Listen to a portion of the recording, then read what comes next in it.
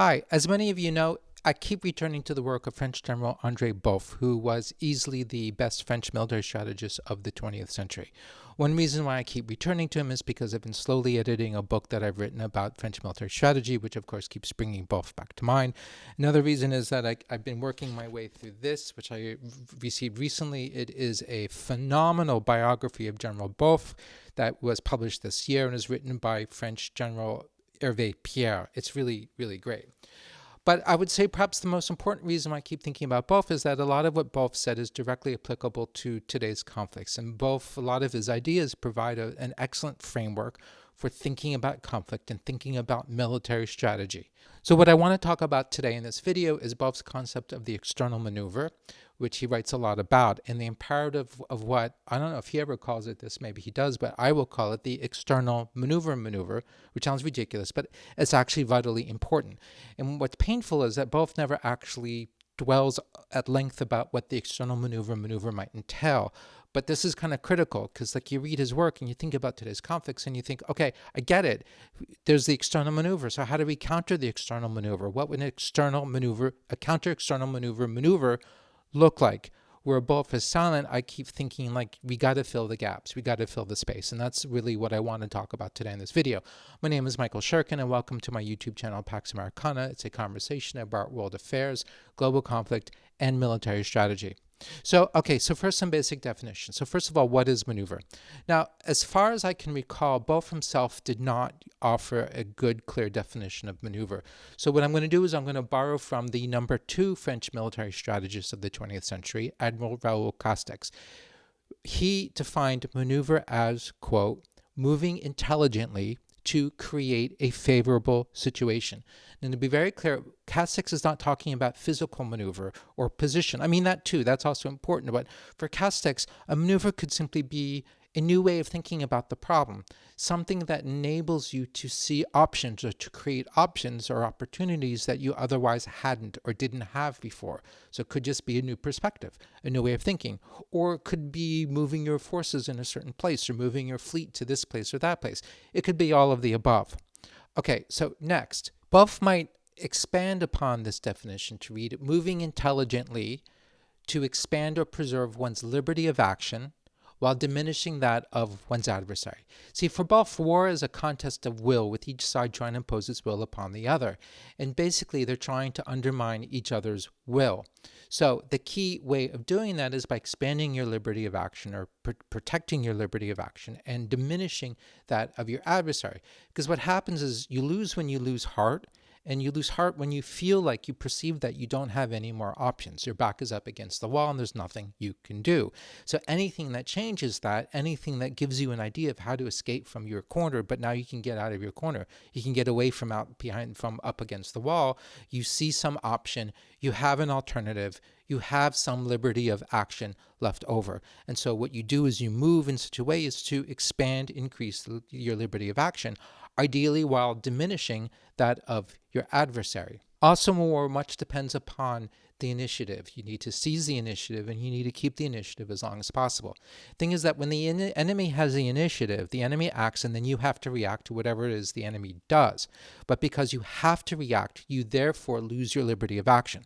You are having to do something. You're obliged to act in such a way that is not what you would do necessarily if it were up to you, if you had the freedom to do whatever it is you wanted to do. Or maybe it's not the thing that you were planning on doing. Instead, you have to react in a certain way. So anytime you can gain the initiative and act with the initiative, you are diminishing the enemy's liberty of action while acting upon your own liberty of action and hopefully also expanding your liberty of action. We've defined maneuver, so what is external maneuver?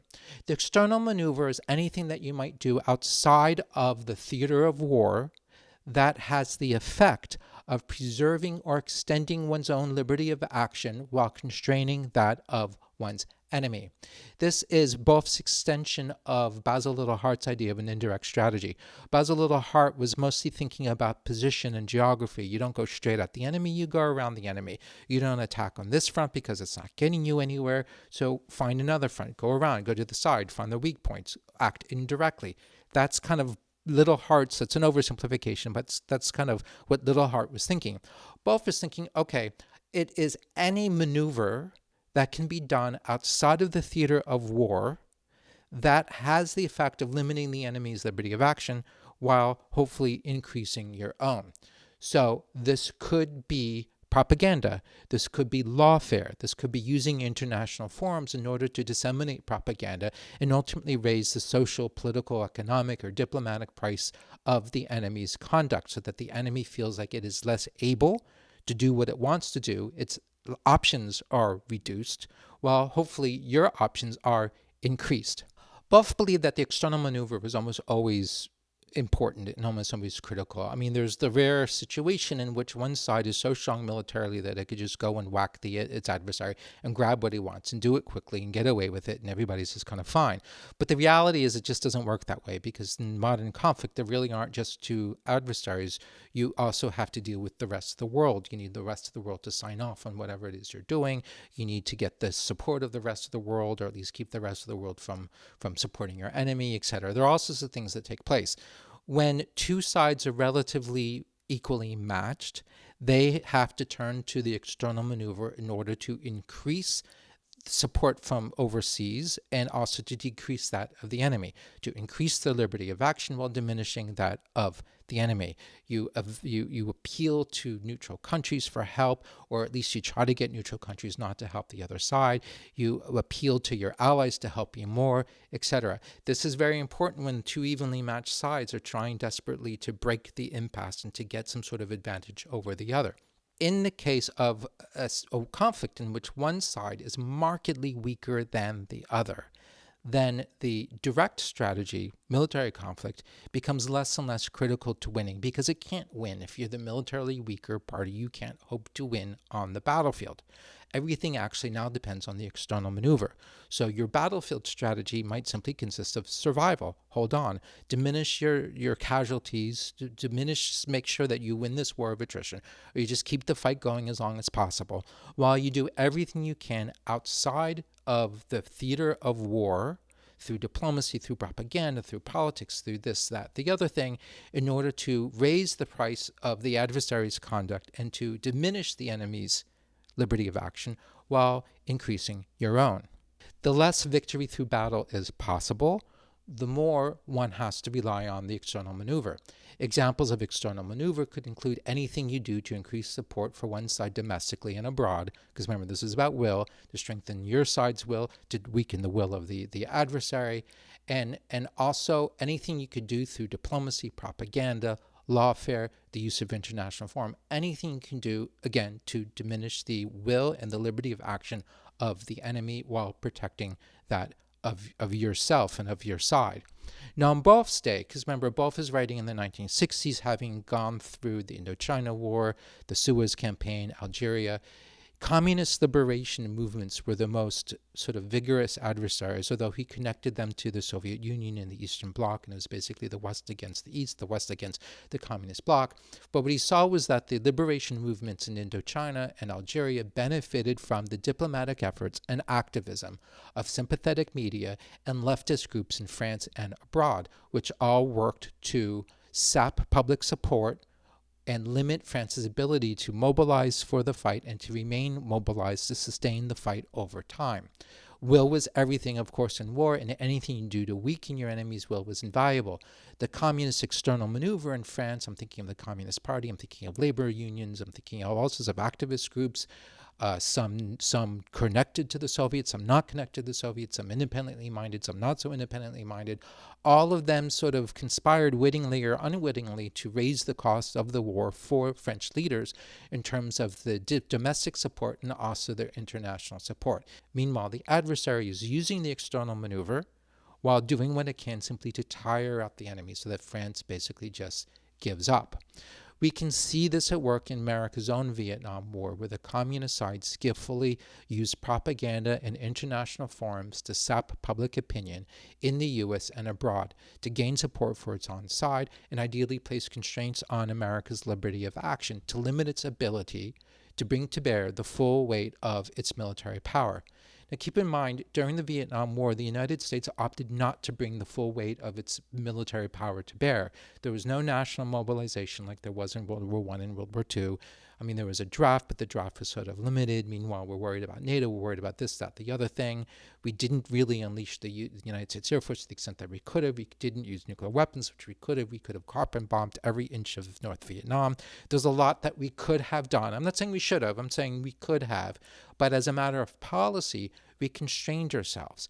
And as a result, it seems obviously that the external maneuver on the side of North Vietnam would be anything that would encourage these sort of self-imposed policy positions that would limit our military capabilities and thus diminish our military advantage vis-a-vis the North Vietnamese. Now, if you're still watching this video, please hit like and subscribe. And if you feel so inspired, please feel free to send some money my way, either through the thanks button here on YouTube, or also you can buy me a coffee using the link that I have in the description below. You can also become a member. And if you become a member, and those of you who already are members, thank you so much. Being a member basically just guarantees that you're one of the coolest people on earth, and that's really the most important thing, because everybody wants to be one of the coolest people on earth, and this is a quick and easy way to do so. Now, okay, so let's talk a little bit more about diplomacy and propaganda in the context of the Vietnam War. North Vietnam's central diplomatic goal was to weaken America's will and to isolate the United States internationally by framing the conflict as, quote, U.S. imperialist aggression in Vietnam. And the aim was to rally global public opinion and public opinion in the United States against the U.S. war effort in order to put pressure on U.S. policymakers. This strategy included publicizing North Vietnam's nationalist and anti-colonial credentials. It meant appealing for the name of humanitarianism. One constraint on North Vietnam is that it was not a member of the United Nations and therefore couldn't take its case directly to the United Nations. Meanwhile, the United States and its allies worked to make sure that that North Vietnam stayed out of the UN and to diminish its influence over the UN. But against it, of course, the Chinese and the Soviets and other North Vietnamese allies worked actively to try to get the North Vietnam on the agenda in debates at the UN and in UN adjacent organizations, that kind of thing. So there's a battle within international forum, there's a battle of public opinion, and the North Vietnamese and its allies were working very consciously and very deliberately in order to disseminate their narrative and to make the case that makes them the good guys and makes the Americans the bad guys, and to make American action on the side of the Republic of Vietnam more controversial, more politically and internationally and diplomatically costly. As part of this, North Vietnam worked hard to bring attention to the civilian price of the U.S. bombing campaigns when we did do bombing campaigns, and North Vietnam worked carefully to position itself as the injured party throughout. It was the U.S. that was the violator of international law, not North Vietnam. And it worked to leverage international NGOs and sympathetic governments always to disseminate its narrative and its complaints about the United States bombing and the American intervention. So what is the use of all of this? Well, for one thing, if we're thinking militarily in terms of liberty of action, there's not that much that North Vietnam can do to stop the United States military from doing whatever the United States military wants to do. If the United States Air Force decides to bomb you, it's going to bomb you. And yes, North Vietnamese had air defenses and they managed to shoot our guides down, that kind of thing, but not enough, not nearly enough to deter the United States Air Force.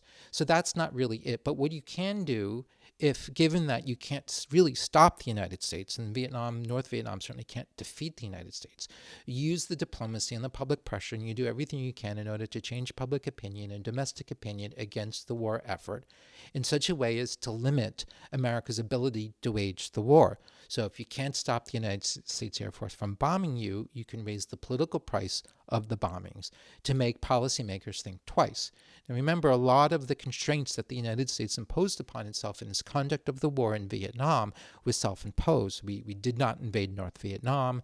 We only bombed North Vietnam sometimes. We only bombed certain targets, these targets, not that targets. There were all sorts of considerations that limited the extent to which we fought the war and how we fought the war. All of these were policy choices.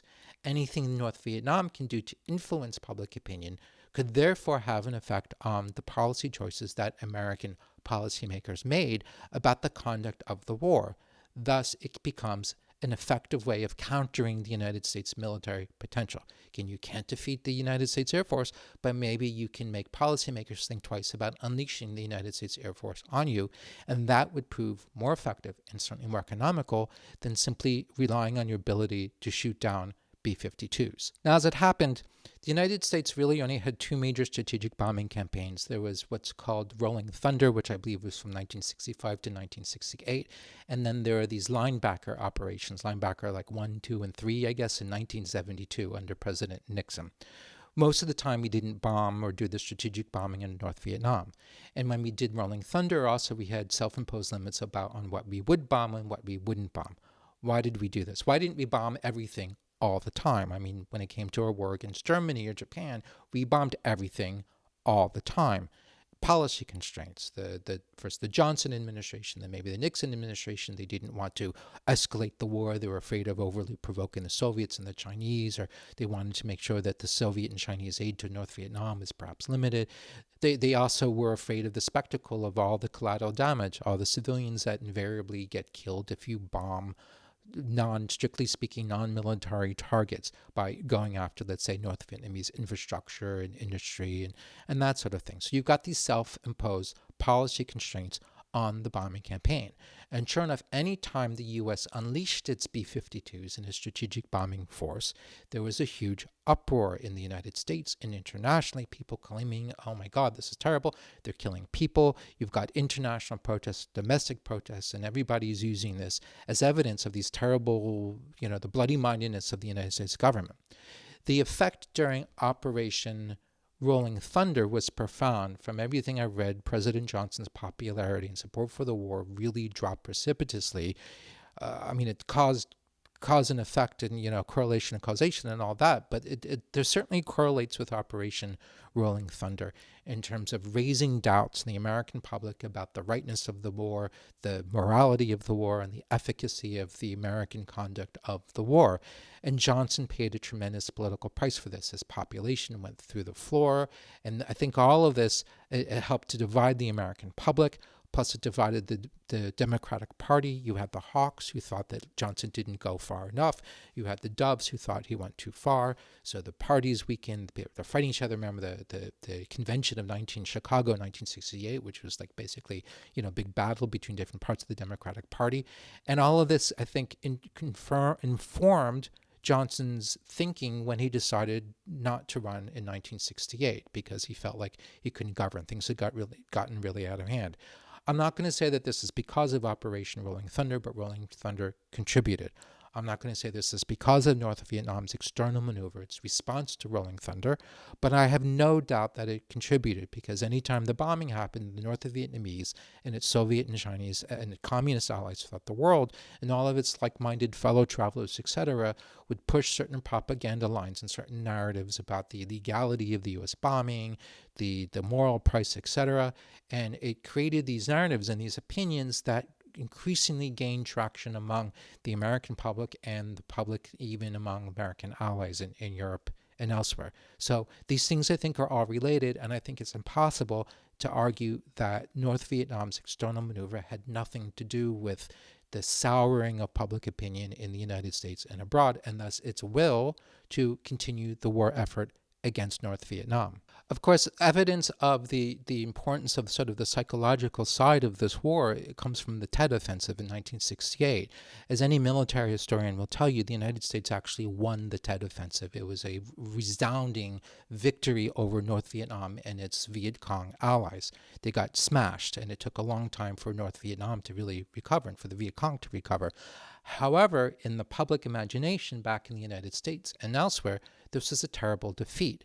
And this was something that the North Vietnamese were able to use. So this really expanded or strengthened all of the sort of the narrative lines about the unjustness of the war, the inefficacy of the war, and it made people really feel like they were losing. Like it just grew it weakened greatly the American will in order to keep fighting this war.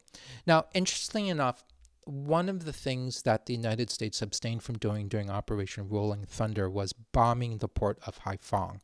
Haiphong was, I think it was the major North Vietnamese port and one of the major ways in which weapons and ammunition from China and the Soviet Union actually entered North Vietnam and then was used for the war to supply the North Vietnamese military and also to supply the Viet Cong.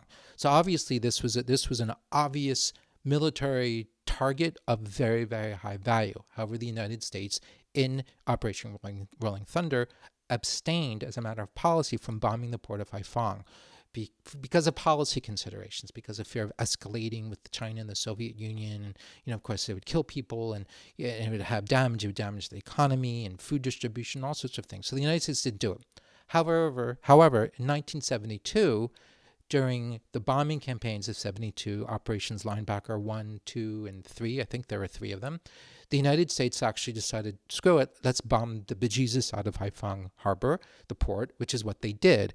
And by all accounts, they did tremendous damage to the North Vietnamese economy and North Vietnam's ability to sustain the war. Now, why did Nixon do this? Well, there are 2 reasons. First of all, in March, and this is perhaps the most important thing, in March of 1972, the North Vietnam gambled that America had already checked out of the war and decided it was time for a major offensive against South Vietnam to finally end the war. They gambled wrong because Nixon decided that he wasn't going to let this stand, and so the United States intervened mightily on side of South Vietnam to stop the North Vietnamese offensive. So the bombing campaign and the bombing of Haiphong was designed in part to choke off the North Vietnamese offensive into South Vietnam. Like, they can't keep up doing their offensive if their supply lines, which begin at Haiphong, gets cut off. That's part of the thinking. The other part of the thinking was that Nixon wanted to force the North Vietnamese back to the negotiating table with the Paris talks, because that was his agenda. So he bombed away, and it worked in the sense that the United States and its South Vietnamese allies were able to end and break what was called the Easter Offensive, or the Eastertide Offensive in 1972, and forced the North Vietnamese leadership to go back to negotiating tables. So from Nixon's point of view, this is successful.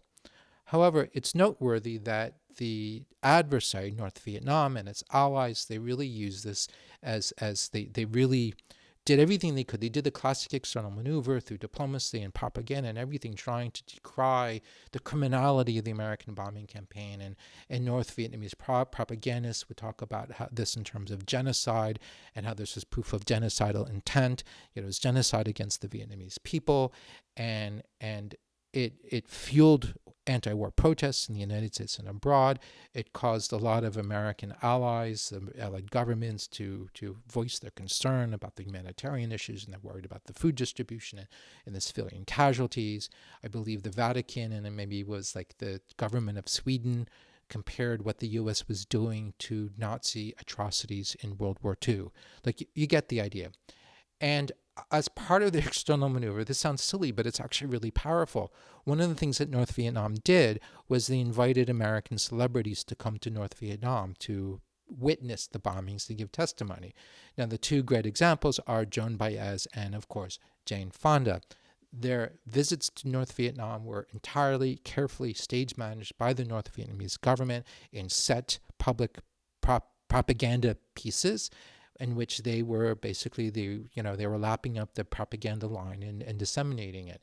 And this, I suspect, who knows? It's hard to know what real impact Jane Fonda had on public opinion, or Joan Baez, or I don't know what. Joan Baez, by the way, was actually there during the December bombing campaign called the Christmas bombings, and apparently she actually had to shelter in a bomb shelter while the bombing was going on. And I think she did like a radio broadcast from it. It was a great political propaganda coup for North Vietnam. And for Jane Fonda, there's a famous photo of her with sort of like posing with the North Vietnamese anti-aircraft gun, which enraged a lot of people back home, because those anti-aircraft guns were firing on American bombers, right? So it's like, here she is cheering on the enemy. Either way, this is classic external maneuver. Did this work? Well, yeah, I think it sort of did, because it contributed to the tiring out of the American public, the loss of will on the part of the American public, the loss of tolerance among the international public, including among American allies, for the American war in Vietnam. It really helped strengthen the North Vietnamese argument, and really helped them cast the Americans as the bad guys. So much so that, as I said, like, the United States military did not bomb everything all the time as it could have. as it might have. I'm not saying it should have. I'm just saying that it limited their options. It limited to what Nixon did in 72. And perhaps most importantly, after the failure of the 1972 offensive, North Vietnam waited until 1975 to try again. So in 1975, it launched its big offensive, a new big offensive against South Vietnam, this time thinking, okay, finally the Americans are done. They're not going to intervene.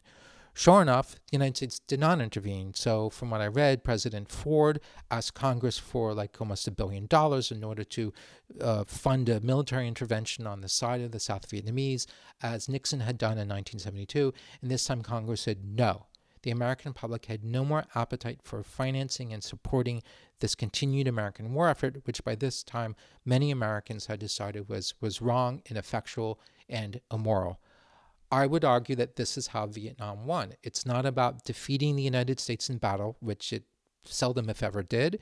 It's about winning the long war, what both called the lassitude maneuver, tiring out the adversary, while using this potent external maneuver in order to sap the will of the United States and also in order to constrain the liberty of maneuver of the military which technically could have done a lot more than it actually did.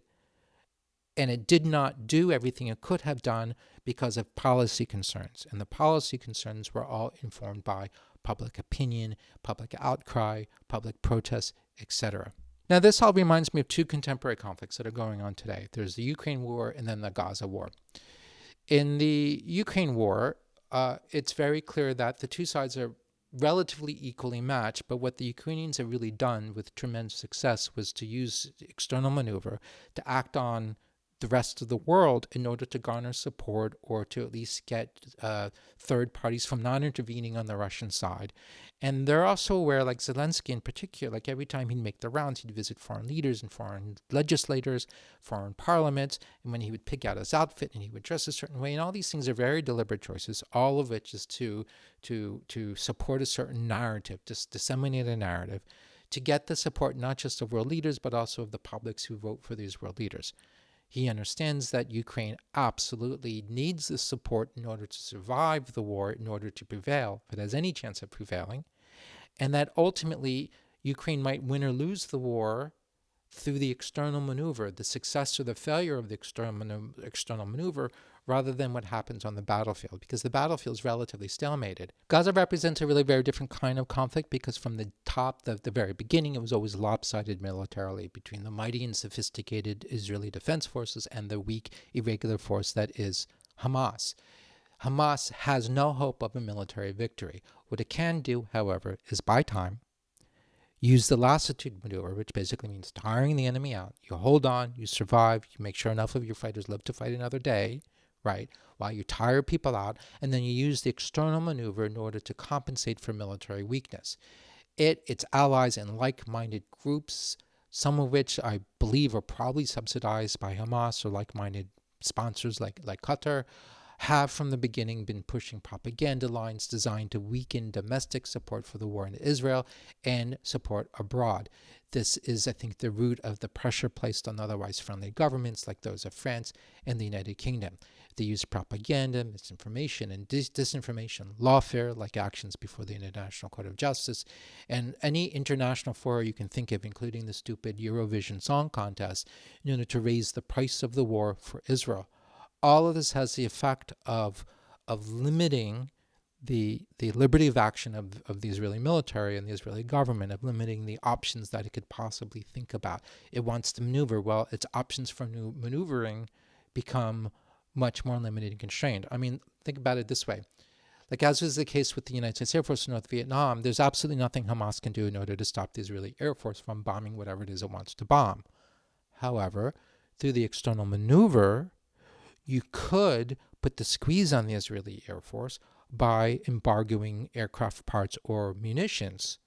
So you can't stop physically or militarily the Israeli Air Force, but you can diminish its ability to operate freely by putting the squeeze on its logistical chain, etc. Hasn't worked yet, but it could work. You see the strategy? This is how you do it. Same thing with North Vietnam and the United States Air Force.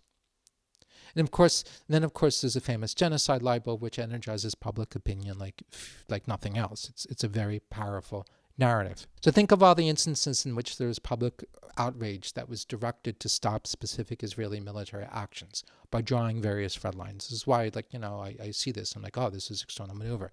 Don't invade here. Don't go there. Don't occupy this. Don't occupy that. Don't enter Rafah. Remember that because my God, everything is going to be the worst. But of course, they entered Rafah. Nothing happened. Don't enter Gaza City. Don't do this. Don't do that. All of these are examples of using public outrage, diplomacy, protests, etc., activism to constrain the Israeli military in ways that military force cannot actually do because Hamas does not have the military force.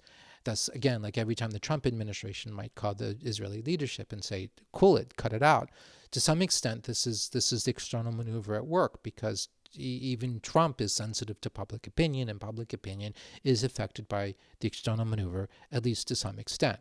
I'm not saying there's a direct correlation, but these things are all connected. The longer the war lasts, the greater the potency, the effect of the lassitude maneuver that Hamas is running domestically and internationally in terms of fracturing Israeli public opinion and fracturing global opinion, and the greater the diplomatic, economic, and political price for Israel of continuing the war.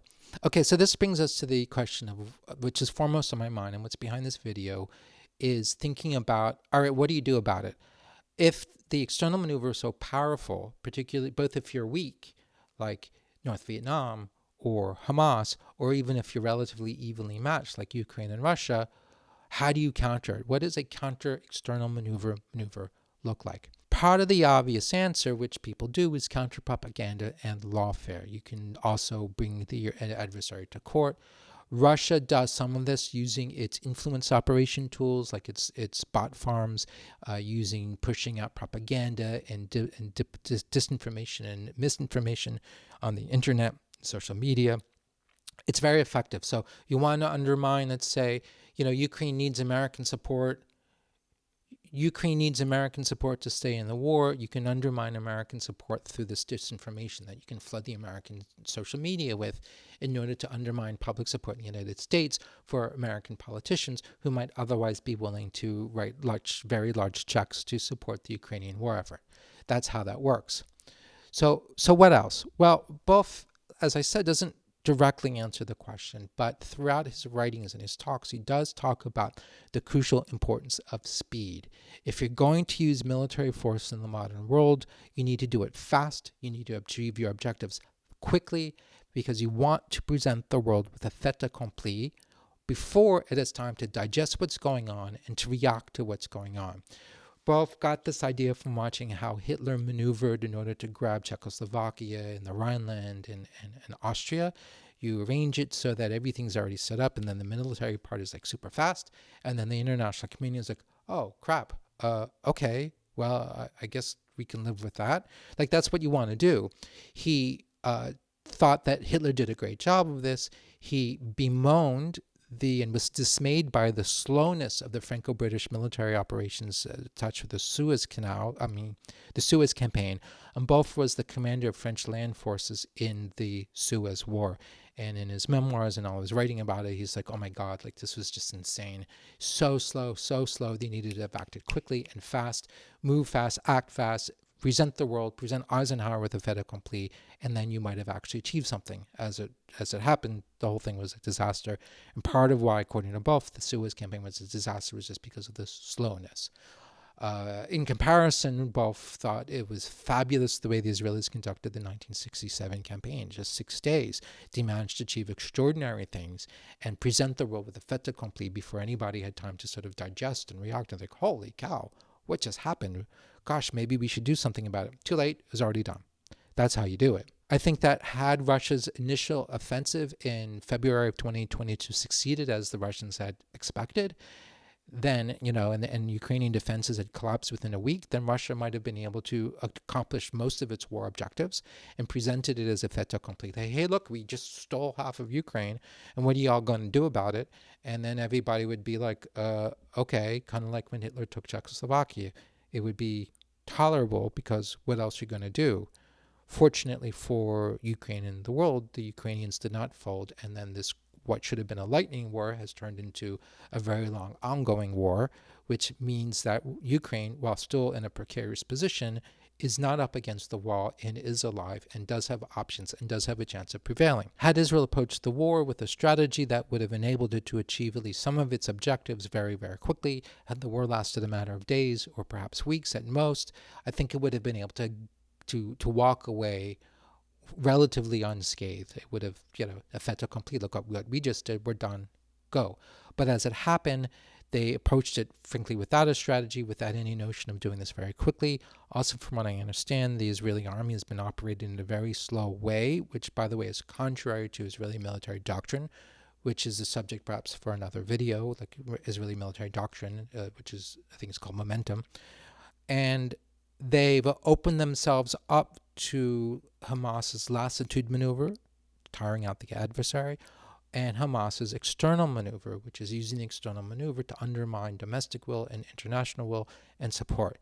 So the longer the war goes on, the more time Hamas has to let the external maneuver work its slow but inexorable magic. Now, lastly, I think another thing that one can do in terms of counter-maneuver, external maneuver maneuvers is to avoid providing ammunition to the enemy, right? So if you know what they're doing for the external maneuver, don't make it easier for them. So don't do that thing that strengthens the enemy's propaganda. Don't do that thing that fulfills the enemy's propaganda. The enemy's claiming certain things about you, so don't do that thing, right? So don't make own goals. Now this brings into mind Castex, as we're going to go back to Castex and his idea of the Servitudes, which is like his signature concept. A servitude is something that is foreign to military strategy, imposed by the other strategies. Now remember, for both Castex and Beaufre, military strategy can't be sufficient. It's necessary but not sufficient. Military strategy has to be one component of a larger total strategy, which will include a military strategy, a political strategy, a diplomatic strategy, an economic strategy, etc., etc., etc. Sometimes these strategies are at odds with each other and they have competing demands and priorities. Military strategy says you do this, political strategy says, no, you need to do that.